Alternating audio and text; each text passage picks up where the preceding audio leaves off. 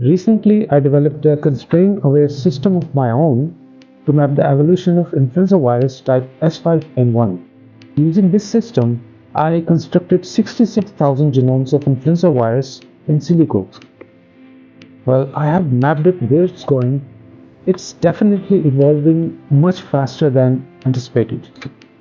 Out of those 66,000 genomes, at least more than 1,000 genomes show higher transmissibility. This is where it's going.